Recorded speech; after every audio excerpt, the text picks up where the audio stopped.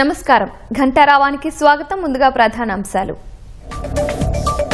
శ్రీకాకుళం జిల్లా కాశీబుగ్గ ఆలయంలో పెను విషాదం. తొక్కిసలాటలో 9 మంది భక్తుల దుర్మరణం.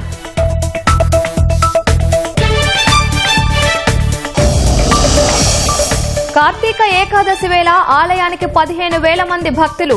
రైలింగ్ ఊడిపడటంతో దుర్ఘటన.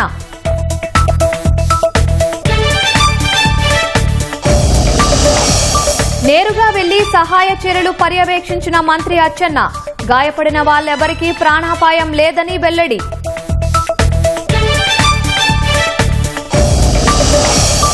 కాశీబుగ్గ ఘటనపై మోదీ, అమిత్ షా దిగ్భ్రాంతి. మృతుల కుటుంబాలకు 2 లక్షల చొప్పున పరిహారం.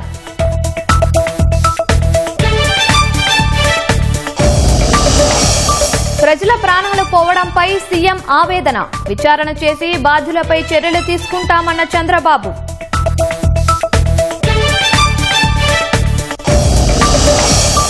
కాశీబుగ్గ దుర్ఘటన కలచివేసిందన్న పవన్ సహా మంత్రులు. కాసేపట్లో ఘటనా స్థలికి లోకేష్.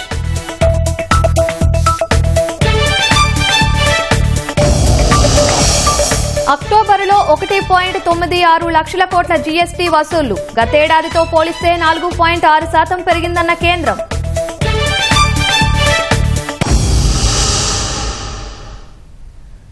శ్రీకాకుళం జిల్లా కాశీబుగ్గలో పెను విషాద ఘటన జరిగింది.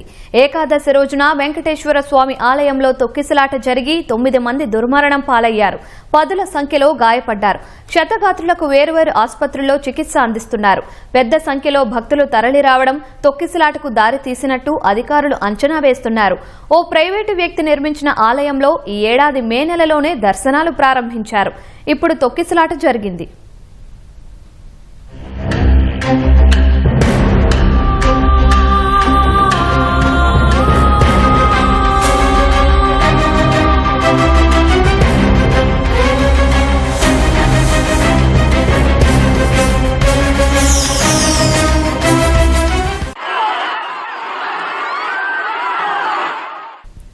కార్తీక మాసంలో పవిత్రంగా భావించే ఏకాదశి రోజున శ్రీకాకుళం జిల్లా కాశీబుగ్గలో పెను విషాదం అలుముకుంది.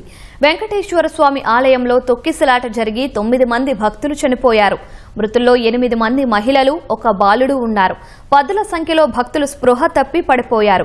వారిలో 2 పరిస్థితి విషమంగా ఉండగా శ్రీకాకుళం రిమ్స్ కు తరలించారు. మిగిలిన వారిని పలాస ఆసుపత్రికి తీసుకెళ్లారు. చనిపోయిన వారిని టెక్కలి మండలం రామేశ్వరం గ్రామానికి చెందిన ఏ చిన్నమ్మి, అదే మండలానికి చెందిన పిక్కసారి గ్రామానికి చెందిన రాపాక విజయ, వజ్రపు కొత్తూరు మండలం దుక్కవాణిపేటకు చెందిన ఎం నీలమ్మ, మందస మండలం బెల్లుపటియాకు చెందిన డి రాజేశ్వరి, నందిగామ మండలం శివరామపురానికి చెందిన సి యశోదమ్మ, మందస మండలం గుడిభద్రకు చెందిన రూపగా గుర్తించారు.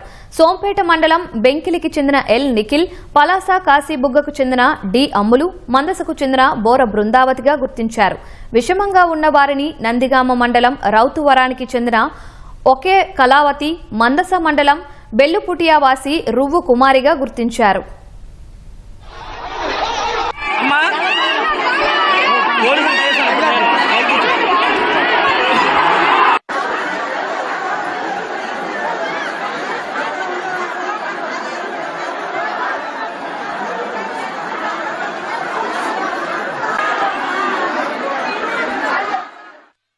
ఇవాళ ఉదయం 11:45 సమయంలో తొక్కిసలాట జరిగింది.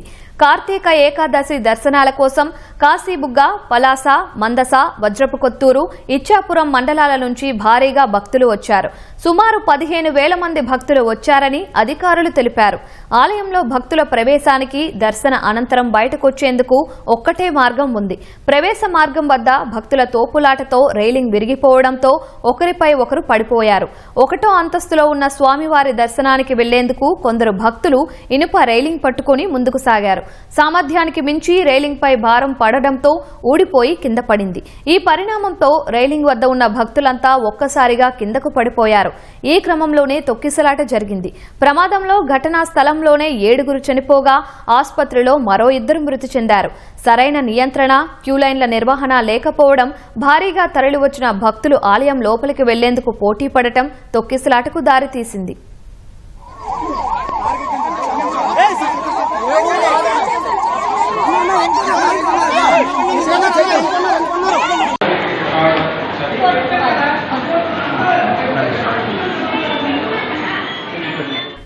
ఒకటో అంతస్తు నుంచి భక్తులు కింద పడటం కింద ఉన్న భక్తుల్లో భయాందోళన పెంచింది.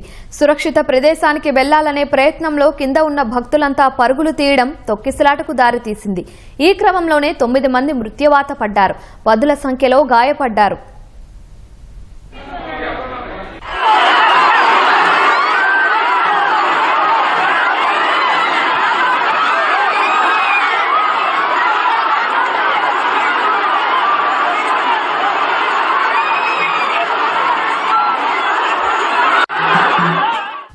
తొక్కిసలాట సమాచారం అందుకున్న పోలీసులు, ఇతర అధికారులు హుటాహుటిన కాశీబుగ్గ ఆలయం వద్దకు చేరుకొని సహాయ చర్యలు చేపట్టారు.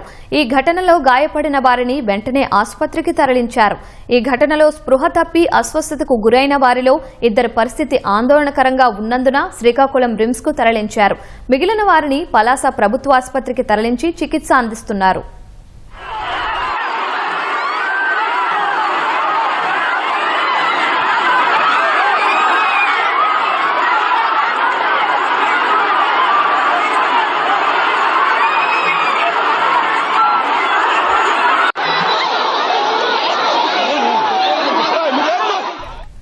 హరిముకుంద్ పండా అనే వ్యక్తి 4 ఏళ్ల క్రితం కాశీబుగ్గ విజయ వెంకటేశ్వర స్వామి ఆలయ నిర్మాణాన్ని ప్రారంభించారు. 12 ఎకరాల సొంత భూమిలో సుమారు 20 కోట్లతో ఆలయాన్ని నిర్మించారు. ఈ ఏడాది మే నెలలోనే దర్శనాలు ప్రారంభించారు. ప్రతి శనివారం స్వామివారి దర్శనానికి భక్తులు బాగానే వస్తున్నారు. ఏకాదశి కలిసి రావడంతో ఇవాళ అనూహ్య సంఖ్యలో భక్తులు రావడం, అందుకు తగ్గట్టు ఏర్పాట్లు లేకపోవడమే ప్రమాదానికి కారణమని తెలుస్తోంది.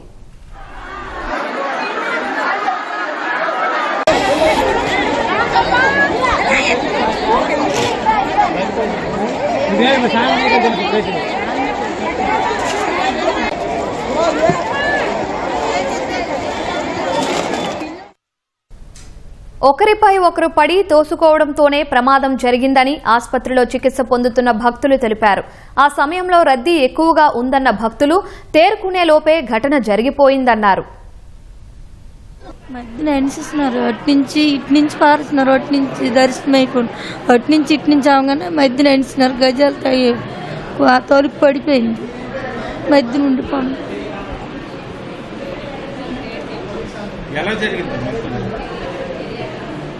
ఎన్సీనరయ్య అట్నుంచి జరిగింది.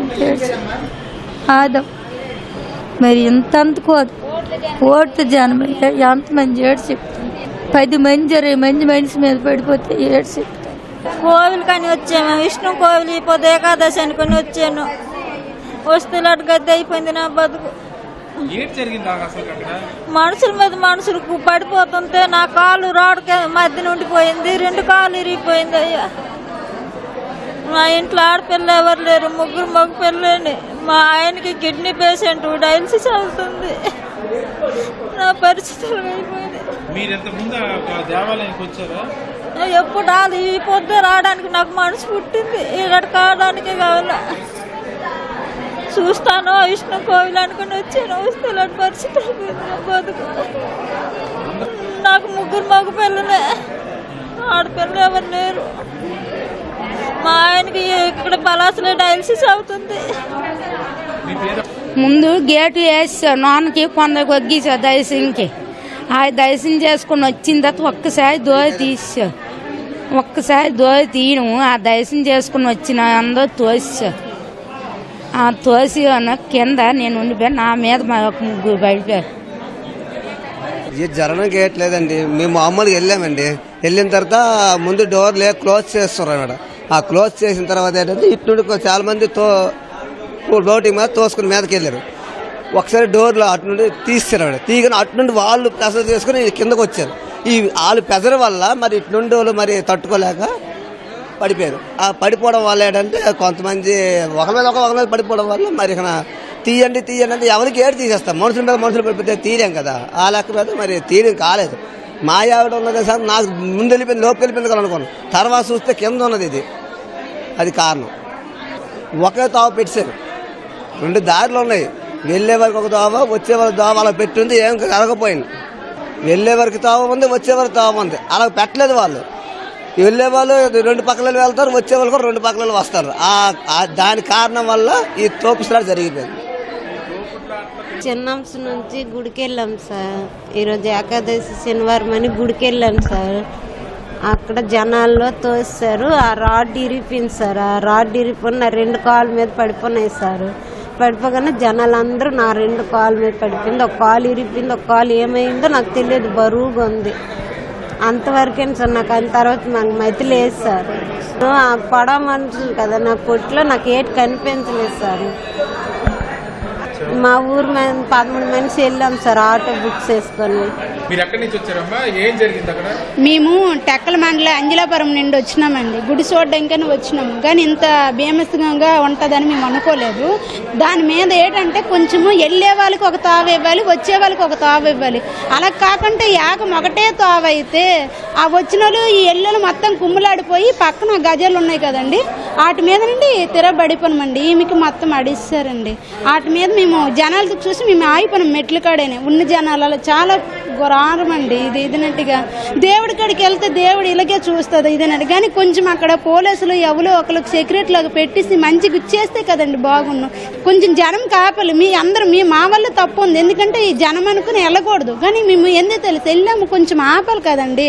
ఆపుకుంటే మీ మట్టు మీరే వెళ్ళిపోండి అనుకుని ఆగం ఒకసారి వదిలేయడము. అక్కడ అవ్వులు కూడా లేరు, తాగుతామని ఒక మంచినీళ్ళు కూడా లేదు. చాలా ప్యానాలు పోయినాయి. ఇది ఘోరం అండి.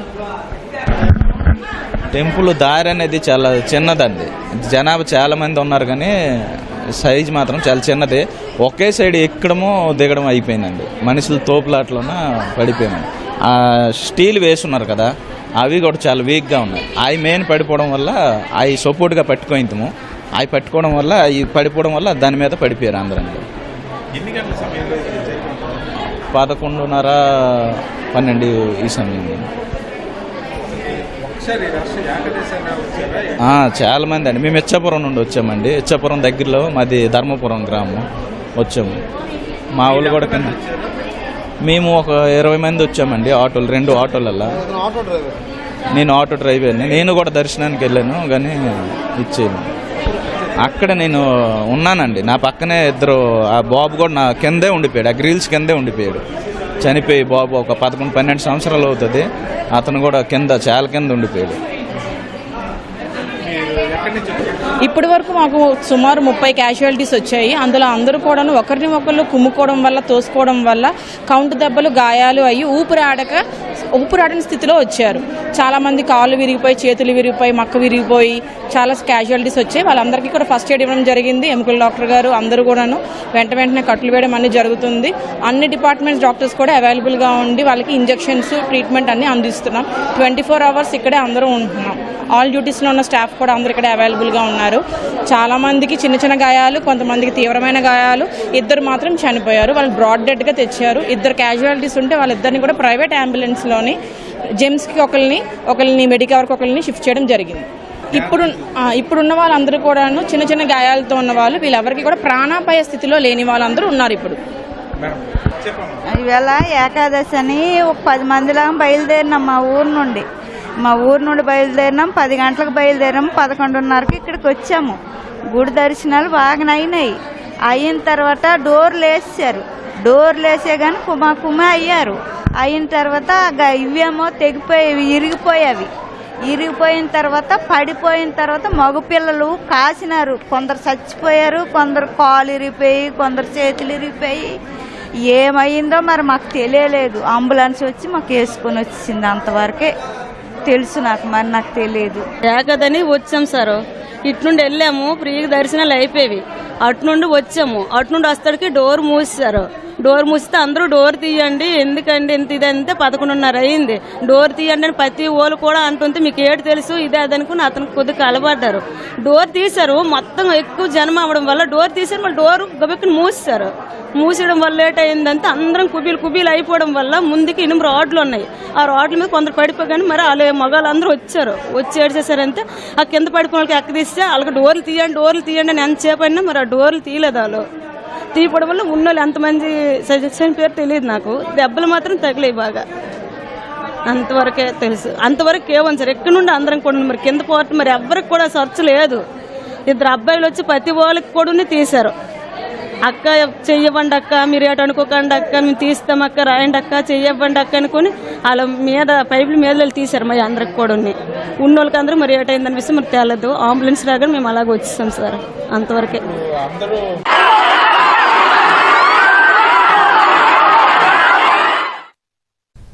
కాశీబుగ్గ వెంకటేశ్వర స్వామి ఆలయంలో భక్తులు వెళ్లే మార్గంలో ఉన్న రైలింగ్ ఊడిపోవడంతోనే ప్రమాదం జరిగిందని శ్రీకాకుళం జిల్లా కలెక్టర్ ఎస్పీ చెప్పారు. భక్తులు రైలింగ్ ను పట్టుకున్నారని, అది ఊడిపోవడంతో ఒకరిపై ఒకరు పడి తొక్కిసలాట జరిగిందని ఎస్పీ వెల్లడించారు. భద్రత కావాలని ఆయన నిర్వాహకులు తమను కోరలేదని ఎస్పీ స్పష్టం చేశారు. 11-12 ఎగ్జాక్ట్గా చెప్పాలంటే ఒక 11:45 ఆ టైంకి చిన్న తిరుపతి పలాస కాశీబుగ్గ మున్సిపాలిటీ లోపల ఒక వెంకటేశ్వర స్వామి గుడి దగ్గర ఈ ఒక ఇన్సిడెంట్ జరిగింది. ఇప్పటికే మనం సిఎస్సి పలాస దగ్గర ఉన్నాం. ఒక 9 మంది, దీంట్లో 8 మహిళలు, ఒక చిన్న బాబు వాళ్ళు చనిపోయారు. ఒక 2 క్రిటికల్ సిచ్యువేషన్లో ఉన్నారు, అంటే చెస్ట్ లో ఇంజురీ జరిగింది. 2కి జేమ్స్ హాస్పిటల్లో అక్కడ టీమ్ ఆఫ్ ఎక్స్పర్ట్స్ డాక్టర్స్. ఇది కాకుండా మన రెవెన్యూ సైడ్ నుంచి ఆడియో శ్రీకాకుళం మేడం పర్సనల్గా అక్కడ పెట్టడం జరిగింది. ఇది 2 క్రిటికల్ ఇంజర్డ్. ఇది కాకుండా 16 మంది 16 సిఎస్సి పలాషాకి మనం తీసుకురావడం జరిగింది. ఇక్కడ అంబులెన్సెస్ ద్వారా ఒక టోటల్ 4 అంబులెన్సెస్ మనం దీంట్లో ఈ ఘటనా స్థలంలో మనం ఇమీడియట్లీ పంపించి ఈ 16 మందికి ఇక్కడ ఇమీడియట్లీ మనం తీసుకొచ్చాం. 16 మంది ఇక్కడ పర్సనల్గా నేను ఇక్కడ సూపరింటెండెంట్ సిఎస్సి పలాషాతో కూడా మాట్లాడాను. ఎవ్రీబడి ఈజ్ అవుట్ ఆఫ్ డేంజర్లో ఎవరు లేరు. ఇది కాకుండా సొంతంగా ఎందుకని అంటే షాక్లు ఉన్నారు. 20 మంది కిడ్నీ హాస్పిటల్కి వెళ్ళారు. వాళ్ళ దగ్గర అక్కడ కూడా ఫిజికల్ ఇంజురీస్ చాలా తక్కువ, అందరూ షాక్లో ఉన్నారు కాబట్టి అక్కడ వాళ్ళకి ట్రీట్మెంట్ మనం గవర్నమెంట్ హాస్పిటల్ కిడ్నీ హాస్పిటల్ ద్వారా అక్కడికి ఇస్తున్నాం. ఇది అంతా ఎందుకు జరిగింది, ఎస్పీ గారు నేను సొంతంగా అక్కడ వెళ్ళి చూస్తే అక్కడ ఒక రైలింగ్ ఉంది, స్టీల్ రైలింగ్ ఉంది. టెంపుల్ కూడా చిన్నదే. ఈరోజు మహా అయితే ఒక 5,000 మంది అక్కడ వస్తారు, అక్కడ రావచ్చు. 3,000 to 4,000 క్యూ లైన్లో ఉన్నారు. ఆ టెంపుల్ స్టేర్స్ కూడా ఒక 10 to 20 ఫీట్ హైట్లో ఉంటుంది. ఆ స్టీల్ రైలింగ్ పడిపోవడం వల్ల దీని కింద కొంతమంది వచ్చి ఈ ఘటన దురదృష్ట్యా ఈ ఘటన జరిగింది. ఇక్కడ మన పలాష దగ్గర ఉన్న ఆల్ ద ప్రైవేట్ హాస్పిటల్స్ మనం అలర్ట్లో పెట్టాం. అక్కడ కూడా ఎవరు కానీ వెళ్ళారు, అక్కడ ఏదైనా సీరియస్గా ఉన్నారో ఆ ఇన్ఫర్మేషన్ కూడా మనకి ఇవ్వమని చెప్పాము. ఇది కాకుండా పలాష ఏరియా చుట్టుపక్కన టెక్కలి నుంచి ఇచ్చాపురం వరకు all the private hospitals government hospitals high అలర్ట్లో పెట్టాం. గవర్నమెంట్ నుంచి all the critical care doctors వాళ్ళు ఇక్కడికి మనం రప్పించాం. ఒక ఫారెన్సిక్ టీం ఎస్పీ గారి ఆధ్వర్యంలో ఘటనా స్థలంకి కూడా మనం పంపించాం. నేను కూడా సొంతంగా అక్కడ వెళ్ళారు. అక్కడ ఏం జరిగింది అక్కడ అంతా ఎంక్వైరీ చేసుకున్న తర్వాత మనం ఒక కన్క్లూజన్కి మనం రావచ్చు. బట్ కానీ వెరీ అన్ఫార్చునేట్ ఇన్సిడెంట్ ఇది తీసుకొని all the temples in the district మనం ఇప్పుడు హై అలర్ట్లో పెట్టాం. ఎక్కడన్నా టెంపుల్ అది ప్రైవేట్ ఉండొచ్చు, పబ్లిక్ ఉండొచ్చు, ఇది ఒక ప్యూర్లీ ప్రైవేట్ టెంపుల్. ఎండోమెంట్ డిపార్ట్మెంట్కి ఎటువంటి సంబంధం లేదు. ఒక 4 మాసాలు మాత్రమే అయింది, ఓన్లీ 4 months మాత్రమే అయింది. సో ఎంతమంది ఈరోజు అంటే ఏకాదశి రోజున ఇక్కడ వచ్చారు ఎవరు ఊహించలేదు. సో కాబట్టి ఈ సైడ్ నుంచి మనం ఈ రోజు నుంచి ఏదైనా టెంపుల్లో ఏదైనా చిన్న ప్రోగ్రామ్ ఉన్నా సరే ఇమీడియట్లీ మనం రెవెన్యూ డిపార్ట్మెంట్కి మనం ఇన్ఫర్మేషన్ చేయాలి. పర్మిషన్ ఏం అక్కర్లేదు, బట్ కానీ ఇన్ఫర్మేషన్ చేయాలి.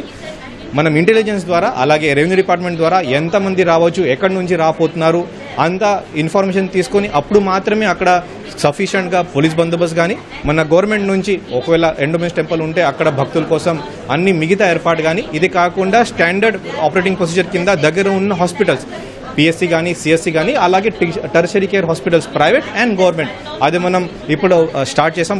సో ఇది ఒక ప్రైవేట్ టెంపుల్, ఒక ప్రైవేట్ పర్సన్ అతను ప్రైవేట్ ల్యాండ్లో బిల్డ్ చేసుకుని కన్స్ట్రక్షన్ చేసిన ఒక ప్రైవేట్ టెంపుల్. దీనికి సంబంధించి వీళ్ళు ఇక్కడ ఫెస్టివల్కి బందోబస్తు కావాలని కానీ పర్మిషన్ అప్లై చేయలేదు, దేనికి ఏ పర్మిషన్స్ అప్లై చేయలేదు, మనకి ఇన్ఫర్మేషన్ కూడా ఇవ్వలేదు.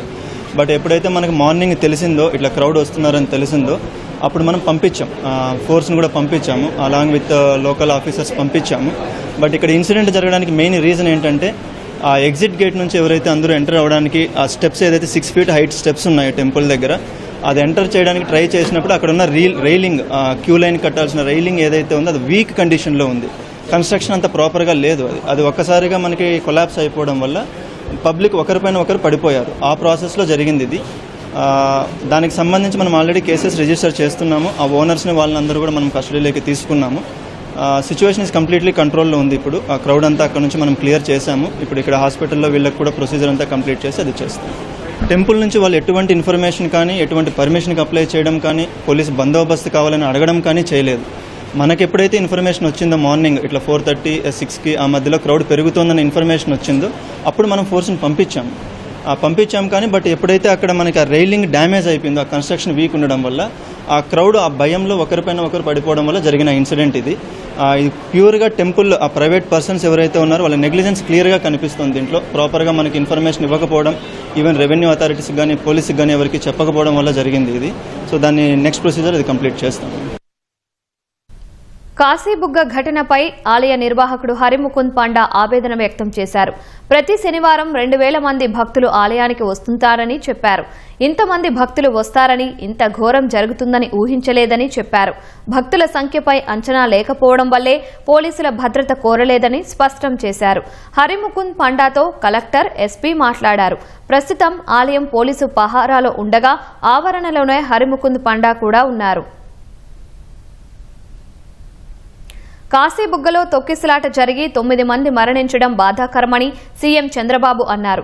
తొక్కిసలాటకు కారణమైన వారిని కస్టడీలోకి తీసుకుని విచారణ చేస్తామని చెప్పారు. ఎన్ని ప్రయత్నాలు చేసినా కొన్నిసార్లు ఇలాంటి ఘటనలు జరుగుతున్నాయని ఆవేదన వ్యక్తం చేశారు. కాశీబుగ్గ టౌన్లో ఒక ప్రైవేటు వ్యక్తి వెంకటేశ్వర దేవాలయాన్ని కట్టాడు. అక్కడి నుంచి కార్తీక మాసం ఈరోజు చాలామంది అక్కడ దర్శనానికి వెళ్ళిపోయారు. కనీసం ఆయన చేసినప్పుడు పోలీసుకు కూడా చెప్పలేదు. చెప్పుంటే పోలీస్ ప్రొటెక్షన్ పెట్టి ఎక్కడికక్కడ కంట్రోల్ చేసేవారం. అది చేయని దానివల్ల 9 మంది తొక్కిడికి గురయ్యి చనిపోయే పరిస్థితికి వచ్చారు. 5 మందికి ఇంజరీస్ కూడా అయినాయి. ఇది చాలా బాధాకరం. నేను ప్రతి ఒక్క ప్రాణాన్ని కాపాడుకోవాలని అనేక ప్రయత్నాలు చేస్తూ ఉంటే కొంతమంది ప్రైవేటు వ్యక్తులు ఇలాంటి కార్యక్రమాలు చేయడం చాలా బాధాకరం. దీన్ని నేను చాలా తీవ్రంగా ఖండిస్తున్నా. రాష్ట్రంలో అందరికి కూడా విజ్ఞప్తి చేస్తున్నా, మన ప్రాణం చాలా ముఖ్యం. ప్రాణాలు కాపాడుకోవాలంటే మనం కూడా ఒక బాధ్యతగా ఉంటే తప్ప ఓసారి వెళ్ళిపోవడం, ఎక్కువ మనుషులందరూ సమీకరణ కావడం, అక్కడ స్టాంపేడ్ జరగడం, ఇలాంటి దుర్ఘటనలు జరిగేదానికి దోహదం చేసే పరిస్థితి వస్తూ ఉంది. ఏదేమైనా మనం గుర్తుపెట్టుకోవాల్సింది, అమాయకులు చనిపోయారు. నేను చాలా బాధపడుతున్నా. అందుకని ఈ దుర్ఘటన పట్ల చాలా సీరియస్గా తీసుకుంటూ ఎవరైతే దానికి కారకులో వాళ్ళందరినీ కూడా ఇమ్మీడియట్గా కస్టడీలో తీసుకుని పూర్తి విచారణ చేసి తర్వాత ఏం చేయాలో తదుపరి చర్యలు చేపడతాం. ఇలాంటి సంఘటనలు ఈ రాష్ట్రంలో జరగడానికి వీలు లేదు. అందుకే ఒక పక్క దాన్ని చేస్తూనే అమాయకులు చనిపోయారు. 9 మంది ప్రాణాలు కోల్పోయారు. ఆ 9 మంది ప్రాణాలు కోల్పోయిందని నేను చాలా బాధపడుతున్నా. ఏ ఒక్క వ్యక్తి చనిపోకూడదనేది నా భావన. ప్రాణం విలువైనది. అలాంటి ప్రాణాలు పోగొట్టుకున్నప్పుడు మనం కూడా బాధ్యతనే ఇది చేయాల్సిన అవసరం ఉంటుంది. అలాంటి కుటుంబాలకు నా ప్రగాఢ సానుభూతి తెలియజేసుకుంటూ చనిపోయిన వాళ్ళందరికీ మన నివాళులు అర్పిస్తూ వాళ్ళ ఆత్మకు శాంతి కలగాలని, అది కూడా దేవుని సన్నిధిలో చనిపోయారు, దేవుని కోసరం పోయారు. కానీ ఈరోజు వాళ్ళంతా కూడా ప్రాణాలు వదిలిపెట్టే పరిస్థితి వచ్చారు. చాలా బాధేస్తుంది. ఏదేమైనా మనమందరం నిమిత్త మాత్రులం. ఓసారి సంఘటనలు జరుగుతాయి.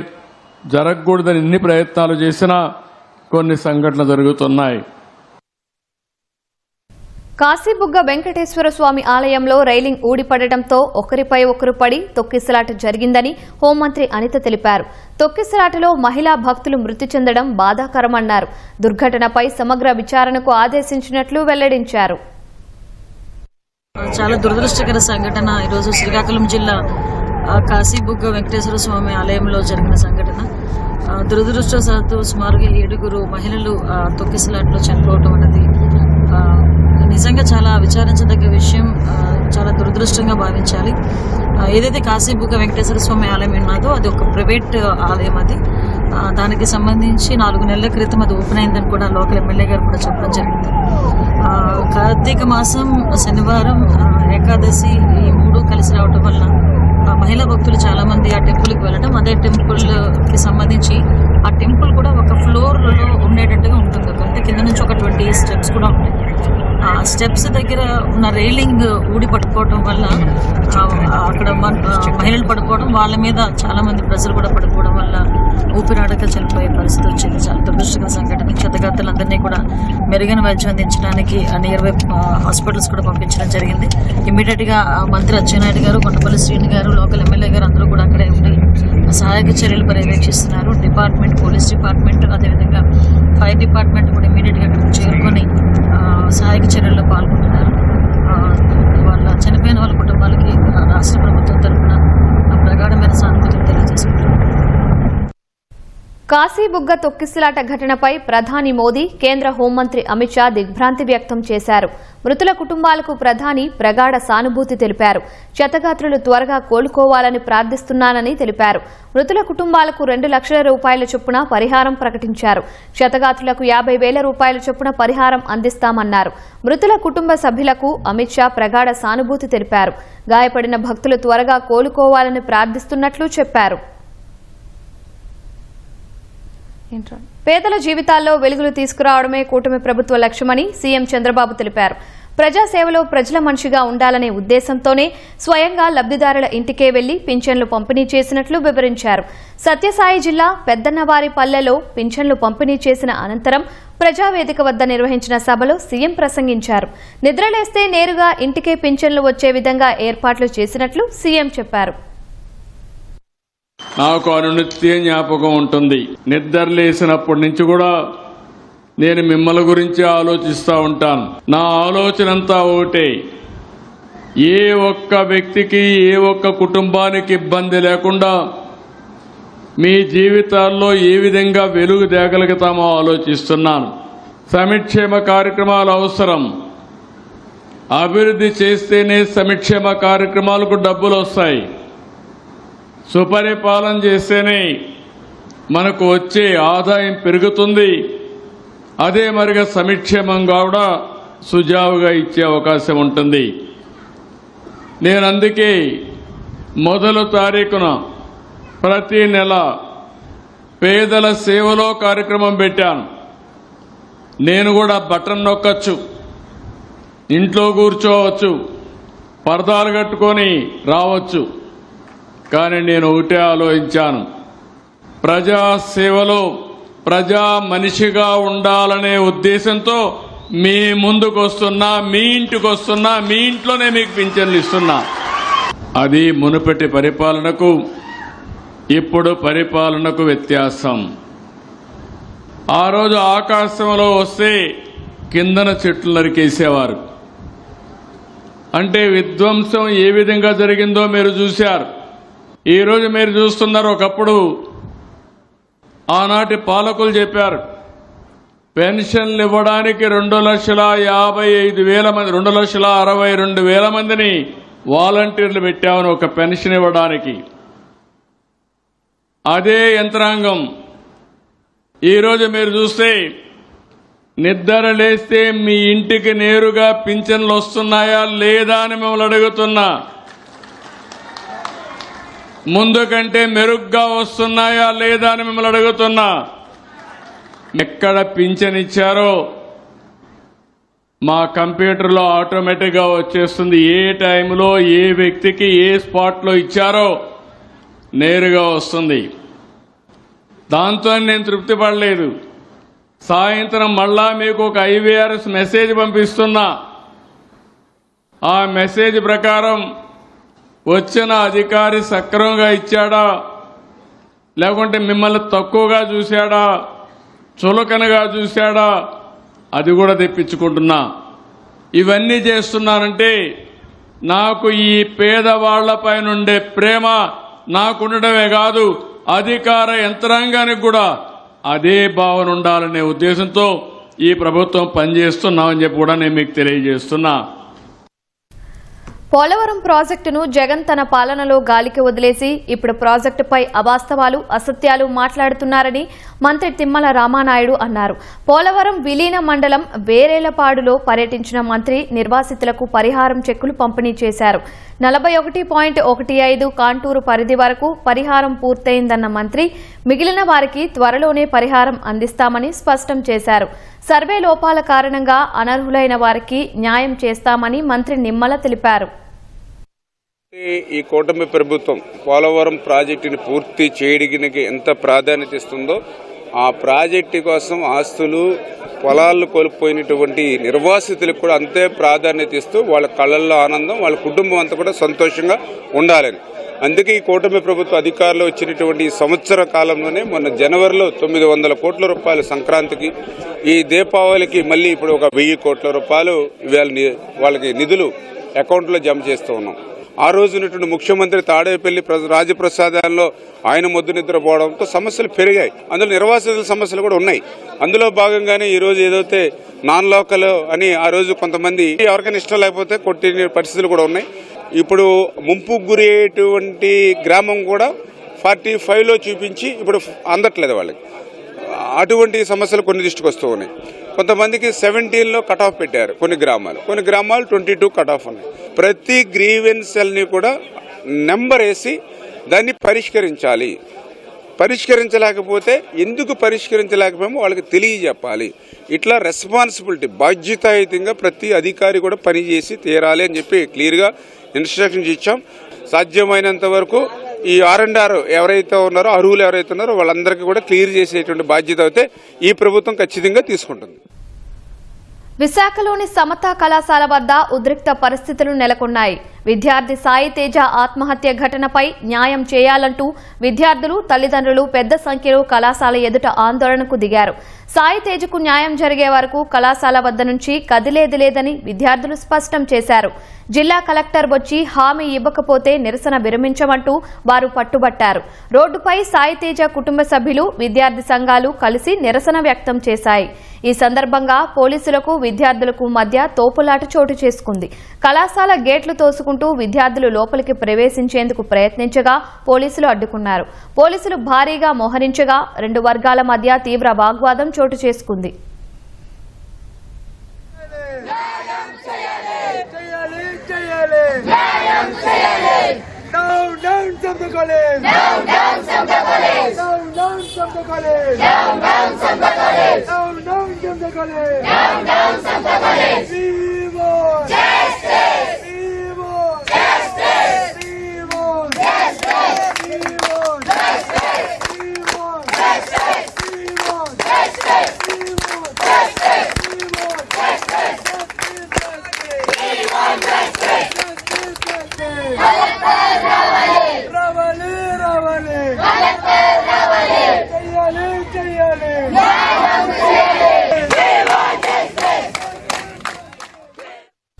హైదరాబాద్ విజయవాడ జాతీయ రహదారిపై వాహనాల రద్దీ కొనసాగుతోంది. ప్రస్తుతం కిలోమీటర్ మేర వాహనాలు క్యూ కట్టాయి. ఇటీవల కురిసిన వర్షాలకు నల్గొండ జిల్లా చిట్యాల పట్టణ కేంద్రంలో రైల్వే బ్రిడ్జి కిందకి భారీగా వర్షపు నీరు చేరింది. దీంతో నిత్యం రద్దీగా ఉండే హైదరాబాద్ విజయవాడ జాతీయ రహదారిపై ఉదయం నుంచి వాహనాల రద్దీ నెలకొంది. ఉదయం నుంచి జేసీబీల సాయంతో సైడ్ కాల్వలు తీసి నీటిని తోడేందుకు ప్రయత్నించినా పూర్తి స్థాయిలో నీరు పోలేదు. సాయంత్రం మరలా వాహనాల రద్దీ పెరిగే అవకాశం ఉండడంతో నల్గొండ నుంచి 25 మంది అగ్నిమాపక విపత్తు విపత్తు స్పందన బృందం ఘటనా స్థలానికి చేరుకొని 4 మోటార్ల సాయంతో నీటిని తోడేస్తున్నారు. ప్రస్తుతం హైదరాబాద్ విజయవాడ జాతీయ రహదారిపై ట్రాఫిక్ ఆంక్షలు విధించారు. హైదరాబాద్ నుంచి వచ్చే చిన్న కార్లు, బైకులను పెద్ద కాపర్తి నుంచి రామన్నపేట మీదుగా దారి మళ్లించారు. విజయవాడ నుంచి హైదరాబాద్ వెళ్లే వాహనాలను చిట్యాల నుంచి రామన్నపేట, పెద్ద కాపర్తి మీదుగా మళ్లించారు. మరో గంటలో వరద నీరు పూర్తిగా తొలగిస్తామని అధికారులు చెబుతున్నారు.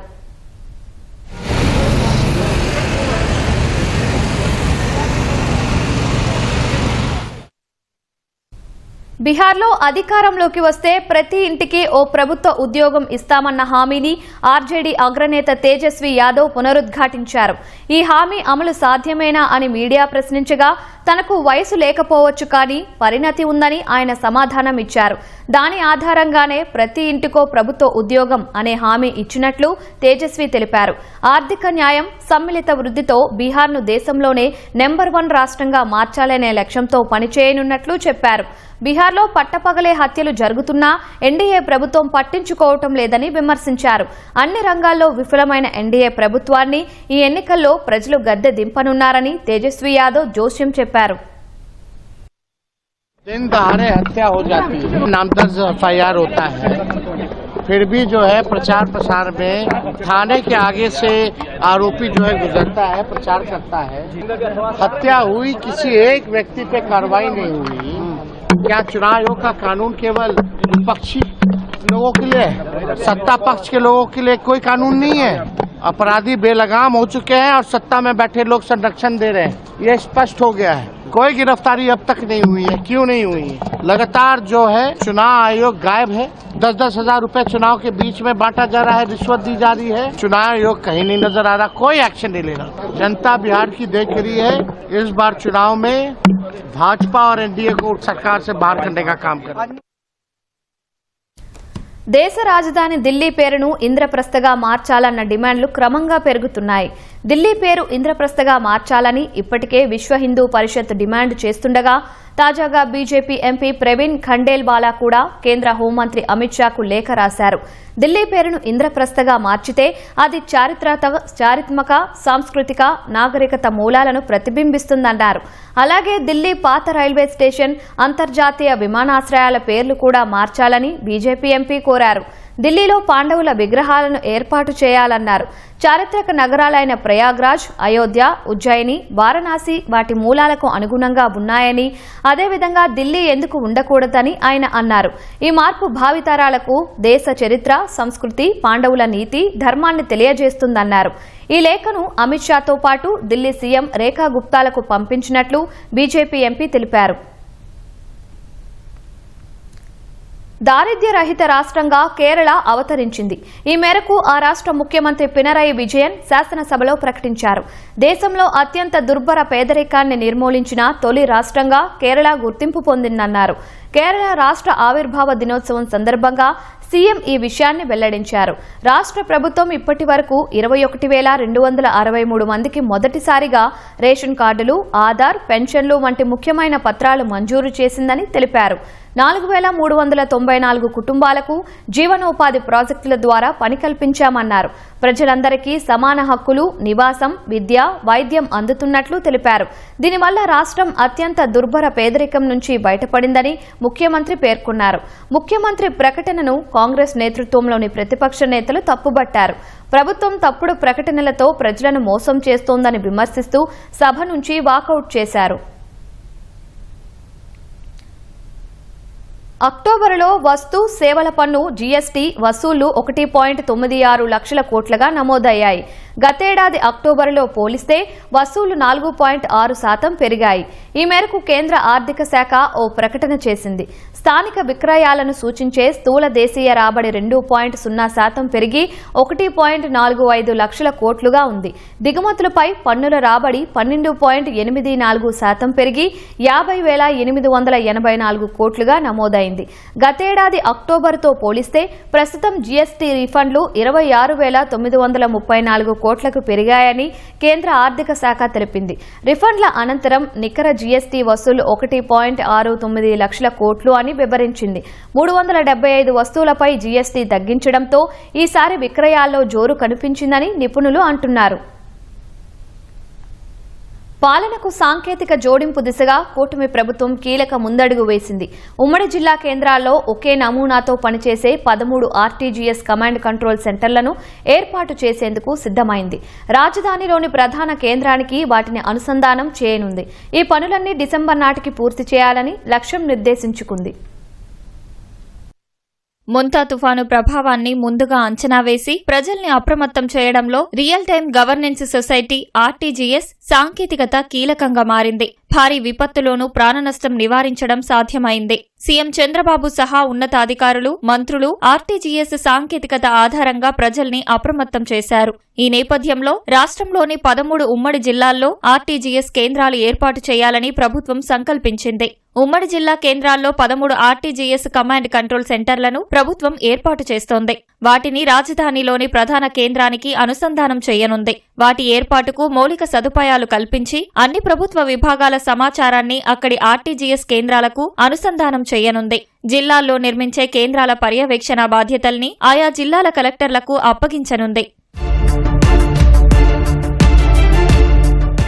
రాష్ట్ర ఆర్టీజీఎస్ కేంద్రాన్ని ఆధునిక హంగులతో తీర్చిదిద్దాలని నిర్ణయించిన ప్రభుత్వం దీనికోసం సచివాలయం దగ్గర మల్టీపర్పస్ భవనాన్ని నిర్మిస్తోంది. ఆర్టీజీఎస్ సేవలు విస్తరించాలని ప్రభుత్వం భావిస్తోంది. ఇప్పటికే వాట్సాప్ గవర్నెన్స్ ద్వారా 750 సేవల్ని అందిస్తోంది. అవేర్ 2.0 వ్యవస్థ ద్వారా ఇస్రో సహకారంతో శాటిలైట్ సాయంతో వాతావరణ సమాచారాన్ని తెలుసుకోవచ్చు. రాష్ట్రంలోని అన్ని ప్రభుత్వ శాఖల సమాచారం ఒకే చోట ఉండేలా డేటా లేక్ ను ప్రభుత్వం ఏర్పాటు చేస్తోంది. ఈ కార్యకలాపాలకు ఆర్టీజీఎస్ కేంద్రమవుతోంది.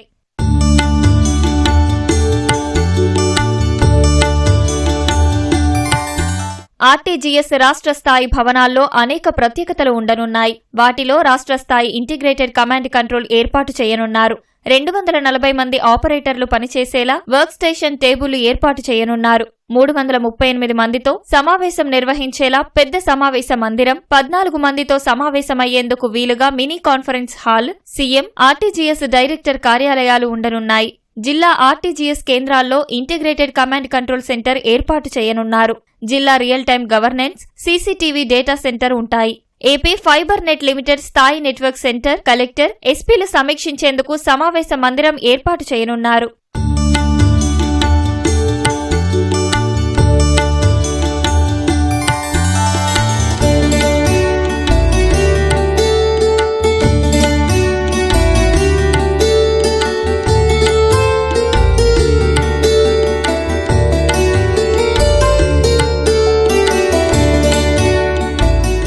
ఉమ్మడి జిల్లా కేంద్రాల్లో ఆర్టీజీఎస్ కేంద్రాల ఏర్పాటుకు 2018లోనే టీడీపీ ప్రభుత్వం ప్రతిపాదించింది. కొన్ని జిల్లాల్లో పనులు ప్రారంభించింది. వైసీపీ ప్రభుత్వం పనులను పక్కన పెట్టేసింది. కూటమి అధికారంలోకి వచ్చాక ప్రాజెక్టులో కదలిక వచ్చింది. ఈ ఏడాది ఆఖరుకు రాష్ట్ర స్థాయి కేంద్రంతో పాటు 13 జిల్లా ప్రాజెక్టులను పూర్తి చేయాలని లక్ష్యంగా నిర్దేశించింది. ఎన్సీసీ మ్యాట్రిక్స్ ప్రాజెక్టు అమలు బాధ్యతలు నిర్వహిస్తోంది. Third party audit, project management కమిటీగా college design private limited వ్యవహరిస్తోంది.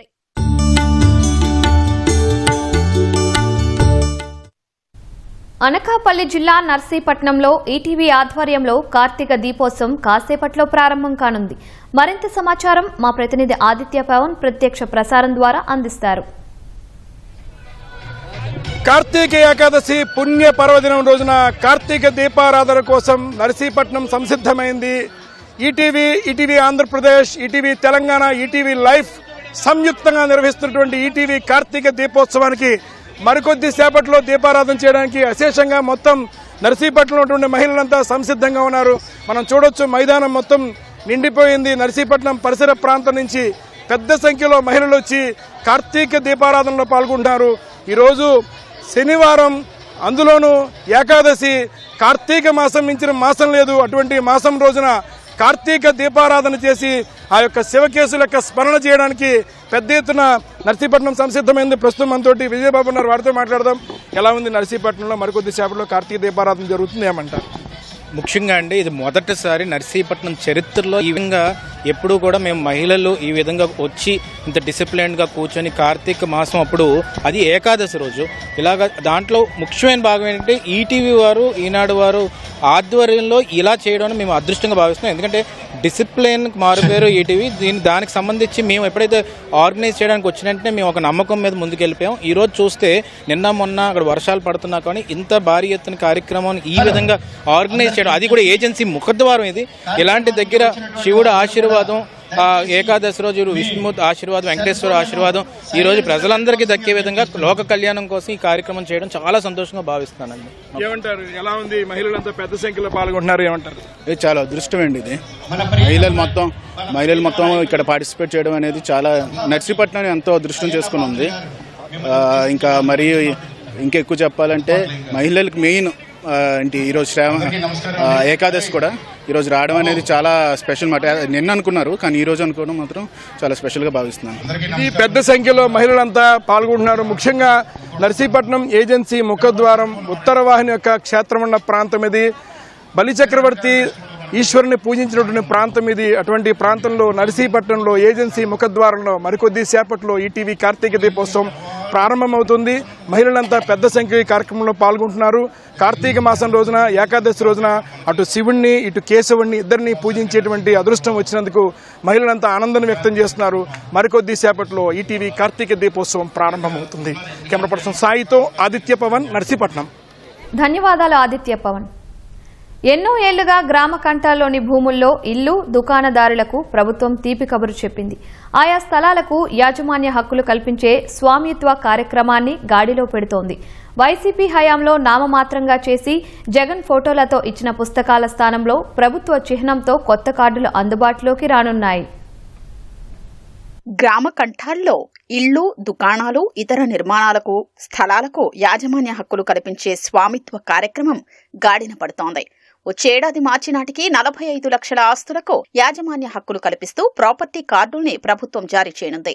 December నెలాఖరులోగా క్షేత్రస్థాయిలో సర్వేలు పూర్తి చేస్తారు. 6,000 గ్రామాల్లో ఆర్థో రెక్టిఫైడ్ ఇమేజ్ ఆధారంగా ఆస్తుల కొలతల్ని ప్రస్తుతం సేకరిస్తున్నారు. గ్రామాల్లో దశాబ్దాల క్రితం నాటి ఇళ్లు, స్థలాలకు ఇప్పటికీ యాజమాన్య హక్కులు లేవు. వీటిని విక్రయించినా సబ్ రిజిస్ట్రార్ కార్యాలయాల్లో రిజిస్టర్ చేయరు. ఆస్తులు గ్రామ కంఠాల్లో ఉండడమే ప్రధాన కారణం. వీటిపై ప్రజలకు యాజమాన్య హక్కులు కల్పించేందుకు కేంద్రం ప్రవేశపెట్టిన స్వామిత్వ కార్యక్రమాన్ని వైసీపీ ప్రభుత్వం భ్రష్టు పట్టించింది. 5 ఏళ్లలో 1300 ప్రాపర్టీ కార్డులే పంపిణీ చేశారు. వాటిపైన గత సీఎం జగన్ ఫోటో ముద్రించడంతో ఎక్కువ మంది తీసుకోవడానికి నిరాకరించారు. వాటి స్థానంలో కూటమి ప్రభుత్వం ప్రభుత్వ అధికార చిహ్నంతో కొత్త కార్డుల్ని ఇస్తోంది. స్వామిత్వ కార్యక్రమం అమల్లో జాతీయ స్థాయిలో ఆంధ్రప్రదేశ్ చివరి స్థానానికి పరిమితం కావడంతో కూటమి ప్రభుత్వం వచ్చాక ప్రత్యేక దృష్టి సారించింది. రాష్ట్ర స్థాయి యూనిట్ ని బలోపేతం చేయడంతో పాటు పంచాయతీరాజ్, గ్రామీణాభివృద్ధి, రెవెన్యూ, సర్వే శాఖలు సమన్వయంతో పనిచేసేలా చర్యలు తీసుకుంది. గ్రామ సచివాలయాల సిబ్బందిని భాగస్వాములను చేసింది. 6,000 గ్రామాల్లో 45 లక్షల ఆస్తుల సమగ్ర వివరాల్ని డ్రోన్ల ద్వారా సేకరించారు. వీటి ఆధారంగా ఆర్థో రెక్టిఫైడ్ ఇమేజ్లను రూపొందించి ప్రాపర్టీ పార్సిల్ మ్యాపింగ్ చేస్తున్నారు. వీటిలో ప్రతి ఇల్లు, స్థలం పొడవు, వెడల్పు వివరాలు నిక్షిప్తమయ్యాయి. వీటి నిర్ధారణకు రెవెన్యూ, సచివాలయాల సిబ్బంది ప్రతి ఆస్తికి కొలతలు తీస్తున్నారు. ఇప్పటికే 43 లక్షల ఆస్తుల తనిఖీ పూర్తయింది. 2 నుంచి 3 రోజుల్లో మిగిలినవి పూర్తి చేయనున్నారు. ఆస్తులపై నిర్ధారించుకున్న కొలతలతో సెక్షన్ 9(2) ప్రకారం వచ్చే నెలలో ప్రజలకు నోటీసులు ఇచ్చి అభ్యంతరాలు స్వీకరించనున్నారు. ఈ ప్రక్రియ పూర్తయ్యాక క్షేత్రస్థాయి తనిఖీ పూర్తయినట్లు సెక్షన్ 13 కింద ప్రకటిస్తారు. రికార్డ్స్ ఆఫ్ రైట్స్ ROR కింద ఆస్తులకు యాజమాన్య హక్కులు కల్పిస్తూ ముద్రించిన జాబితాని సచివాలయాలు, పంచాయతీ కార్యాలయాల్లో ప్రదర్శిస్తారు. పేర్లు మారినా, ఇతర లోపాలు గమనించినా ప్రజలు అభ్యంతరాలు తెలియజేయొచ్చు. తహసీల్దార్ ఆధ్వర్యంలో వాటిని సవరిస్తారు. మరో దశలో ఇంకో 6,000 గ్రామాల్లో 45 లక్షల ఇళ్లు, స్థలాలకు యాజమాన్య హక్కులు కల్పించే కార్యక్రమం 2026 మార్చి తర్వాత ప్రారంభం కానుంది. ప్రభుత్వం అందించే కార్డులతో లాభాల్ని పరిశీలిస్తే ప్రజల అవసరాల మేరకు ఇళ్లు, ఖాళీ స్థలాలు విక్రయించుకోవచ్చు. సబ్ రిజిస్ట్రార్ కార్యాలయాల్లో ఇలాంటి క్రయ విక్రయాల్ని రిజిస్టర్ చేస్తారు. ఈ మేరకు రెవెన్యూ చట్ట సవరణ చేశారు. కార్డు ఆధారంగా ఆస్తులకు బ్యాంకులు రుణాలిస్తాయి. వాటిని వారసులకు బదిలీ చేసే అవకాశం ఉంది. ఇస్రో మరో కీలక ఉపగ్రహ ప్రయోగానికి సిద్ధమైంది. రేపు సాయంత్రం 4000 కిలోల బరువున్న శాటిలైట్ ను తొలిసారి జియో ట్రాన్స్ఫర్ కక్షలోకి పంపనుంది. ఇప్పటికే లాంచ్ వెహికల్ ను సిద్ధం చేసి అంతరిక్ష నౌకతో అనుసంధానించినట్లు ఇస్రో తెలిపింది. ముందస్తు ప్రయోగ కార్యకలాపాల కోసం సతీష్ ధావన్ స్పేస్ సెంటర్లోని రెండో లాంచ్ ప్యాడ్ కు తరలించారు. LVM-3 M5 మిషన్లో భాగంగా CMS-03 సమాచార ఉపగ్రహాన్ని రేపు సాయంత్రం 5:26 ప్రయోగించేందుకు ఇస్రో సిద్ధమైంది. శ్రీహరికోటలోని సతీష్ ధావన్ స్పేస్ సెంటర్ నుంచి LVM-3 రాకెట్ ద్వారా అంతరిక్ష కక్షలోకి పంపనుంది. ఈ నేపథ్యంలో తిరుమల శ్రీవారిని దర్శించుకున్న ఇస్రో చైర్మన్ వి నారాయణన్ ఆలయ ప్రాంగణంలో మీడియాతో మాట్లాడారు. ఇప్పటి వరకు భారత్ ప్రవేశపెట్టిన వాటిల్లోకెల్లా ఇదే అతిపెద్ద ఉపగ్రహమని తెలిపారు. దీని బరువు 4410 కిలోలు ఉంటుందని చెప్పారు. The 2nd November 2025, we are going to launch the CMS-03 communication satellite of India using our Bahubali rocket LVM-3 M5 launch vehicle. This satellite is the heaviest satellite ever lifted by the Indian launcher for placing in the geotransfer orbit. And this satellite is going to be a highly useful satellite for communication purpose of India. CMS-03 satellite కు multi ఫ్రీక్వెన్సీల communication సామర్థ్యం ఉందని ఇస్రో తెలిపింది. భారత అంతరిక్ష ఆధారిత communication network ను బలోపేతం చేయడమే లక్ష్యంగా ఈ ప్రయోగం చేపడుతున్నట్లు పేర్కొంది. భారత భూభాగంతో పాటు ఉపఖండంలోని సముద్ర ప్రాంతాల్లోనూ సమాచార సేవలు అందించనుంది. పౌర వ్యూహాత్మక రక్షణ రంగంలోనూ సురక్షితమైన కమ్యూనికేషన్ సేవలు అందనున్నాయి. Maritime security, voice, data, video కమ్యూనికేషన్లకు ఇది కీలకం కానుంది. నౌకాదళానికి ఈ ఉపగ్రహం సేవలు అవసరం కానున్నట్లు తెలుస్తోంది. ఇంతటి భారీ ఉపగ్రహాన్ని ప్రయోగించేందుకు భారీ రాకెట్ అవసరం కావడంతో ఇస్రో దగ్గరున్న అతి శక్తివంతమైన బాహుబలి రాకెట్ అని పిలిచే LVM-3ని ఉపయోగిస్తున్నారు. చంద్రయాన్ 3 మిషన్ ను ఈ రాకెట్ ద్వారానే ఇస్రో విజయవంతంగా నిర్వహించింది. LVM-3 రాకెట్ జియో ట్రాన్స్ఫర్ కక్షలోకి 4000 కిలోల బరువును మోసుకెళ్లగలదు. భూ దిగువ కక్షలోకి ఏకంగా 8000 కిలోల పేలోడ్ ను దాని శక్తివంతమైన క్రయోజెనిక్ ఇంజిన్ తో తీసుకెళ్లగలదు. ఇస్రో గతంలో 2018లో సుమారు 5854 కిలోల బరువున్న కమ్యూనికేషన్ ఉపగ్రహం GSAT-11 ను ప్రయోగించింది. అయితే ఆ ప్రయోగాన్ని ఫ్రాన్స్ లో అరియన్ 5VA-246 రాకెట్ ద్వారా చేపట్టింది. ఒంటరితనం నుంచి బయటపడటానికి, ఒత్తిడి నుంచి కాస్త ఉపశమనం పొందేందుకు పిల్లలు ఆడుకోవడం కోసం చాలా మంది పెంపుడు జంతువులను ఇంట్లో పెంచుకుంటుంటారు. ప్రధానంగా నగరాలు, పట్టణాల్లో ఇటీవల ఈ ట్రెండ్ బాగా పెరిగింది. ఎంత డబ్బు ఖర్చైనా సరే వెనకాడట్లేదు. బుజ్జి కుక్క పిల్లలు, పుల్లెలు, కుందేళ్లు, రంగురంగుల పక్షులు, చేపలను తెచ్చుకొని మురిసిపోతున్నారు. దీంతో పెంపుడు జంతువుల వ్యాపారం ఊపందుకుంది. అయితే జంతువుల సంరక్షణలో తగిన జాగ్రత్తలు తీసుకుంటే మనుషులకే ప్రమాదమని వైద్యులు హెచ్చరించారు. ఆధునిక కాలంలో ప్రజల ఇష్టాలు, అలవాట్లు మారిపోతున్నాయి. ఒకప్పుడు మిత్రులు, బంధువులతోనే కబుర్లు చెబుతూ కాలక్షేపం చేసేవారు. ఈ మధ్యకాలంలో చాలామంది జంతువులతో స్నేహం చేస్తున్నారు. పిల్లలు స్కూళ్లు, పెద్దలు ఆఫీసుల నుంచి రాగానే వాటితో ఆడుకుంటూ మైమరచిపోతున్నారు. కుక్కలు, పిల్లులు, తాబేళ్లు, అరుదైన పక్షులను కొని తెచ్చుకుని మరీ వాటితో ముచ్చట్లు చెబుతున్నారు. అక్వేరియం ముందు కూర్చుని చేపలతోనే గడుపుతున్నారు. జంతువులతో గడపడం వల్ల ఒత్తిడి నుంచి ఉపశమనం పొందుతున్నామని జంతు ప్రేమికులు చెబుతున్నారు.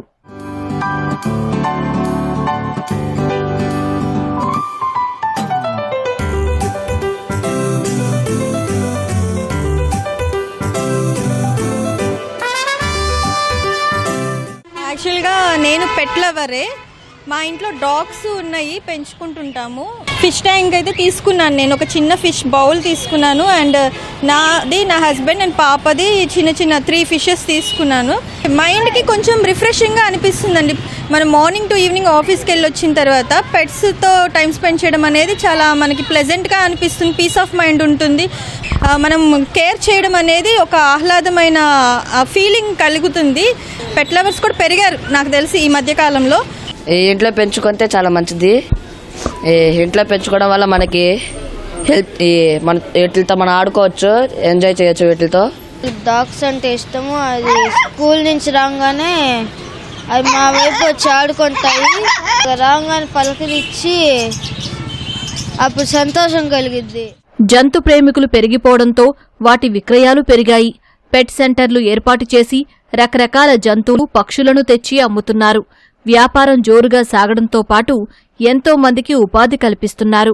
సరిగ్గా బొమ్మేరాను నేను మెయింటెనెన్స్ వచ్చేసరికి అంతే ఉండదన్న ఎక్కువ. మీకు just daily morning evening food పెట్టుకోవటం వీటికి. అది కాపలా ఉపయోగం, కాపలాగా అట్లా బాగా పనిచేస్తే మెయిన్ ఏంటంటే దీని మెయింటెనెన్స్ ఎక్కువ ఉండదు. 6-4 months నుండి నేను వర్క్ చేస్తున్నాను ఇక్కడ. చేపలంటే అందరూ ఇంట్రెస్టింగ్గా కొనుక్కుంటూ ఉంటారు. ట్యాంక్స్ అని ఇలాంటివన్నీ, డాగ్స్ అన్ని ఇలాగా ఇష్టంగా కొనుక్కుంటూ ఉంటారు. వీటి వల్ల అదృష్టం అని కూడా చెప్తూ ఉంటారు. చాలామంది నమ్మకాలు ఉంటాయి. ఇక్కడ గోల్డ్ ఫిష్లని చాలా రకాలు ఉంటాయి. గోల్డ్ ఫిష్లని, అర్వాన్ అని, ఫ్లవర్ అని ఇలాంటి రకరకాల ఫిష్లని తీసుకెళ్తూ ఉంటారు. కుక్కలను ఇంట్లో మనుషుల్లానే భావిస్తున్నారు జంతు ప్రేమికులు.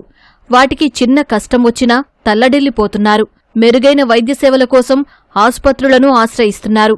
ఆనందం కోసం పెంచే పెంపుడు జంతువుల ఆహారం సంరక్షణలో సరైన జాగ్రత్తలు పాటించాలని, లేకుంటే వాటి నుంచి మనుషులకు రోగాలు వ్యాపిస్తాయని వైద్యులు హెచ్చరిస్తున్నారు. సమీకృత ఆహారం పెట్టాలి వాటికి. అంటే ప్రోటీన్స్ ఇవన్నీ కూడా సమపాళ్ళలో ఉండాలి. ఖనిజ లవణాలు, విటమిన్స్ ఇవన్నీ సమపాళ్ళలో ఉండాలి. పరిశుభ్రమైన మంచినీరు అందుబాటులో ఉండాలి. ఇట్లా వాడుకుంటే కనుక మనం వాటిని నిర్మూలించవచ్చు. ముఖ్యంగా రెడ్ మీట్ పెట్టకూడదు. తర్వాత వైట్ మీటే పెట్టాలి. వైట్ మీట్ అంటే చికెను, ఎగ్స్ వీటినే పెట్టాలి. తర్వాత కొన్ని ఉంటాయి కుక్కల్లో తినకూడని ఉంటాయి అన్నమాట. ఈ వెజిటబుల్స్లో టొమాటో, మష్రూమ్స్ కుక్కలకు పెట్టకూడదు. గ్రేప్స్, చెర్రీస్ ఇట్టండి కుక్కలకు పెట్టకూడదు. చాలామంది పెడతా ఉంటారు.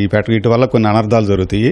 మీరు పాలుని ఇవ్వకూడదు. మజ్జిగ, పెరుగు మాత్రం ఇవ్వచ్చు, పాలు మాత్రం కుక్కలకు ఇవ్వకూడదు. అట్లాగే కాఫీ, టీ ఇట్లాంటివి కూడా ఇవ్వకూడదు. చాక్లెట్స్, బిస్కెట్స్ ఇట్లాంటివి కూడా ఇవ్వకూడదు. ఇంకోటి స్వీట్స్ కూడా మనం కుక్కలకు ఇవ్వకూడదు. ఇప్పుడు మామూలుగా మనకి పెంపుడు జంతువులైన పిల్లులు, కుక్కల్లో కొన్ని రకాల జబ్బులు ఉన్నాయి. మెడిసిన్స్తో కాకుండా సర్జరీ ద్వారా చికిత్స జరిగితేనే దాన్ని చికిత్స చేయగలం, మందుల ద్వారా కాకుండా. అట్లా ముఖ్యమైన ఏంటంటే బ్రెస్ట్ క్యాన్సర్. అందుకని ఎర్లీగా మనం చిన్న వయసు అప్పుడు 6 నెలల వయసు అప్పుడే గర్భాశయం తీసేసే శస్త్రచికిత్స కనుక చేసుకున్నట్టయితే ఈ రొమ్ము క్యాన్సర్ని ఇవి రాకుండా నిర్మూలించడానికి అవకాశం. ఈ విషయం మీద మంచి అవగాహన తెలుసుకోవటం మంచిది పెంపకందారులు. వీటన్నిటికి కూడా టీకాలు ఉన్నాయి. సకాలంలో కనుక టీకాలు వేయించుకున్నట్టయితే ఈ ప్రాబ్లం మనం అరికట్టవచ్చు. మాజీ ఉపరాష్ట్రపతి వెంకయ్యనాయుడు 2 రోజుల పర్యటన కోసం కడపకు చేరుకున్నారు. వెంకయ్యనాయుడుకి జిల్లా కలెక్టర్ శ్రీధర్, ఎస్పీ నచికేత్ విశ్వనాథన్, యోగి వేమన విశ్వవిద్యాలయం వీసీ బెల్లంకొండ రాజశేఖర్ స్వాగతం పలికారు. కడప విమానాశ్రయం నుంచి వాహనంలో నేరుగా ఆర్ఎన్బి గెస్ట్ హౌస్ కి చేరుకున్నారు. ఇవాళ సాయంత్రం యోగి వేమన విశ్వవిద్యాలయంలో విద్యార్థులతో వెంకయ్యనాయుడు ముచ్చటించి రేపు ఉదయం సిపి బ్రౌన్ గ్రంథాలయంలో జానమద్ది హనుమత్ శాస్త్రి శత జయంతి ఉత్సవాలలో మాజీ ఉపరాష్ట్రపతి పాల్గొంటారు. అంతర్జాతీయ వేదికగా పాకిస్తాన్కు మరోసారి భంగపాటు ఎదురైంది. పాక్ ఆక్రమిత కశ్మీర్ ప్రజల తిరుగుబాటును పాక్ సైన్యం అణచివేస్తోందని, అక్కడ జరుగుతున్న మానవ హక్కుల ఉల్లంఘనను వెంటనే ఆపాలని భారత్ డిమాండ్ చేసింది. ఐరాస సాధారణ సభలో జరిగిన చర్చలో పాల్గొన్న భారత దౌత్యవేత్త భవికా మంగళనాథన్ పీఓకేలో మానవ హక్కుల ఉల్లంఘనలపై ఆందోళన వ్యక్తం చేశారు. పీఓకే ప్రజలు ప్రాథమిక హక్కుల కోసం చేస్తున్న తిరుగుబాట్లపై పాక్ ఉక్కుపాదం మోపుతోందని ఆరోపించారు. అనేక మంది అమాయకులు ప్రాణాలు కోల్పోతున్నారని ఆందోళన వ్యక్తం చేశారు. మార్కెట్లో ఇంకా 5,817 కోట్ల రూపాయల విలువైన 2,000 నోట్లు చలామణిలో ఉన్నాయని ఆర్బీఐ తెలిపింది. 2023 మే 19న 2,000 రూపాయల నోట్లు ఉపసంహరించుకుంటున్నట్లు ప్రకటించింది.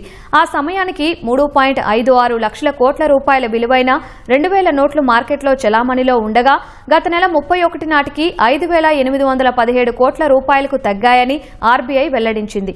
98.37% 2,000 నోట్లు తిరిగి బ్యాంకులకు చేరాయని వివరించింది.